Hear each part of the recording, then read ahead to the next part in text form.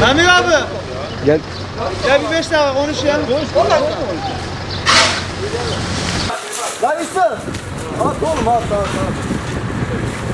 Yürü bunlar da çek abi şunları. Bu da çeksin değil mi?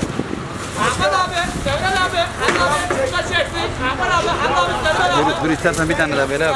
Çektik abi.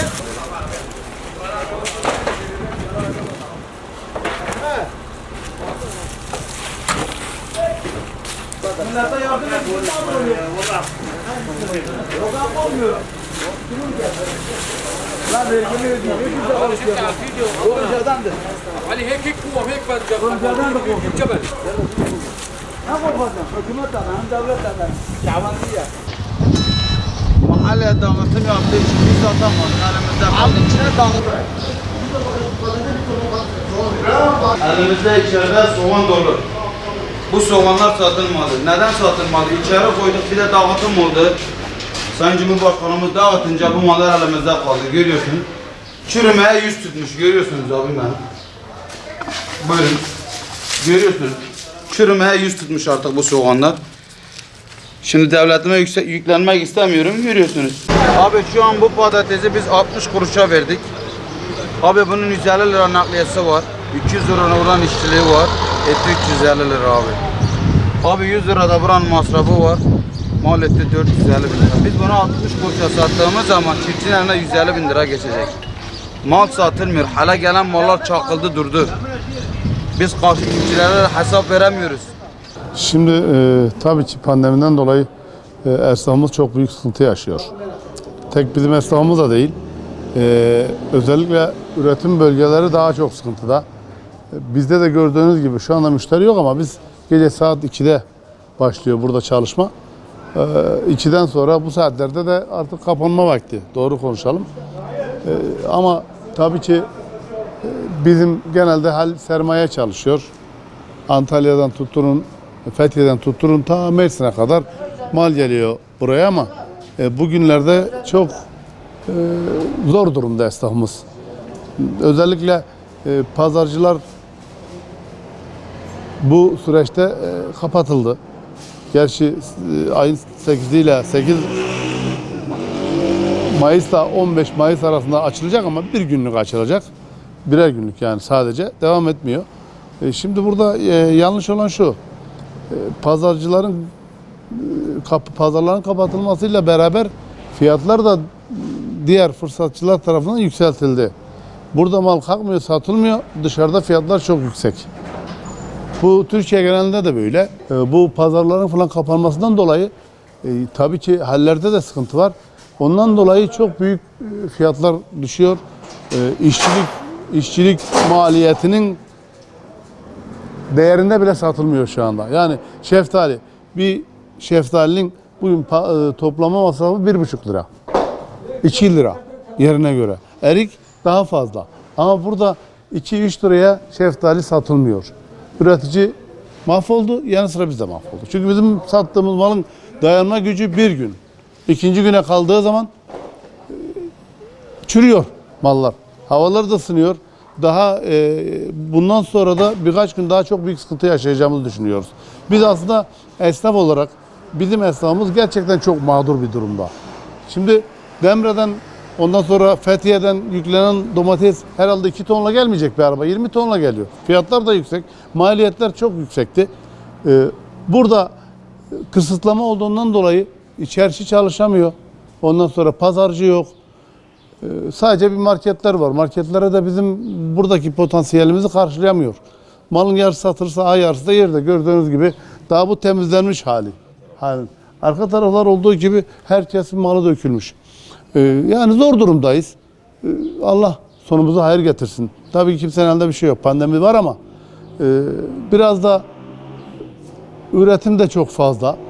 Bunun planlanması lazım. Planlanmadığı için mesela geçen yıl sadece halciler suçlandı.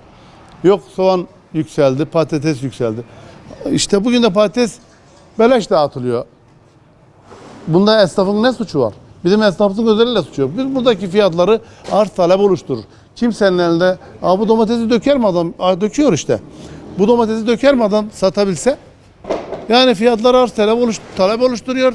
Üstüne bir de pandemi çıkınca Esnafımız çok perişan oldu. Aşırı bir şekilde perişan oldu. Yani bekliyoruz. Yapacak bir şey yok. Çok mağdur var. Vatandaş çok zor durumda. Alım gücü, yani vatandaşın alım gücü sıfıra düşmüş.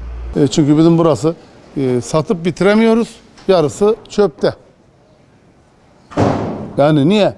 Bu hale günde 3000 kişi girerken şimdi 1000 kişi girmiyor. Müşteri yok. Pazarcılar kapalı. Buranın %50 potansiyeli pazarcılardan oluşuyor. Onun için pazarcı da gelmeyince bu hale düştük. Yani. Durumumuz ortada efendim. Bu biberleri Antalya'dan biz almışık 3 liraya 4 liraya. Burada buyur çöpe atıyoruz. Diyorlar ki hacılar rant sağlıyor. Hacılar rant sağlamıyor. Bugün pazarcıları kapattılar. %80'ini bizim burada pazarcılara kaldırıyor malın. Bizim mallarımız elimizde kaldı. Buyur hepsi çöpe gidiyor. Buyur hepsi çöpe gidiyor. Antalya'dan buraya 1 milyon maliyeti var bunun. 1 milyon. Bu bize 4 lira burası maliyetli. Biz bugün çöpe döküyoruz. Kazanç yok. Ya ne kazancı ya? Diyorlar hacılar rant sağlıyor. Nerede rant sağlıyormuşuz biz? Ben bagajcıyım. Şu anda bizim halimiz duman hemşerim. Biz bitmişik. Kazanç yok. Kazanç yok. Zarar. Ama biz vergimizi, her şeyimizi dört dörtlük ödüyoruz. Her şeyimizi yatırıyoruz. Ama durumumuz ortada. Mallarımızı. Bunun gibi kaç tane dökmüşüm? Bugün 100 kasa dökmüşüm ben. 100 kasa. 4 milyondan kilosu bize de yazdık. Yani bu pazarcıları açsın. Seyyar satıcıları serbest bıraksınlar. Yani durumumuz bizim ortada. Bize de yazdık hemşerim. 40-50 milyar benim zararım var. Bugün 2 tane şoförüm var. 3 tane çalışanım var. İnan işçileri çıkartmışım ben 2 tanesini. Markete izin veriliyor, pazara izin verilmiyor.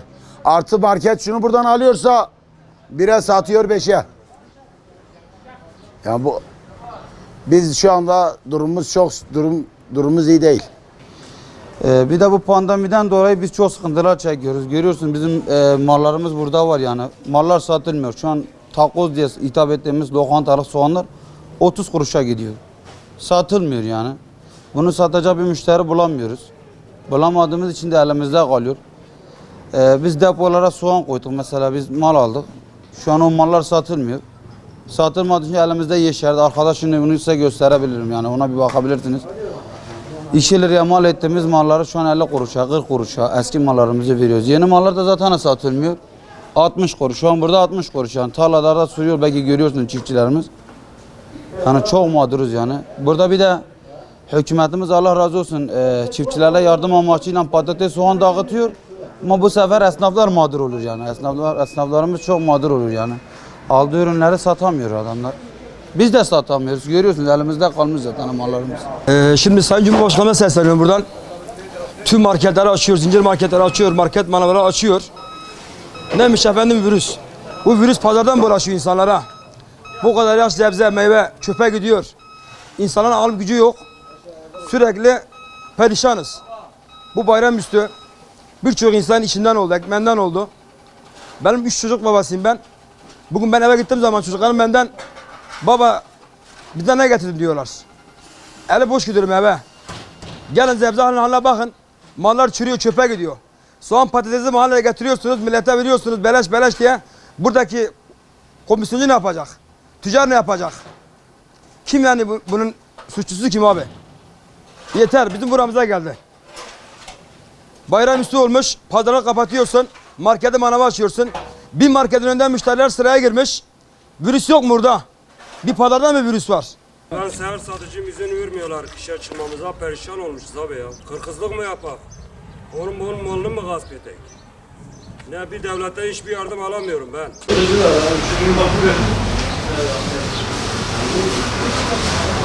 Bu saatte mi geldi? Evde bizden ben sağlıktan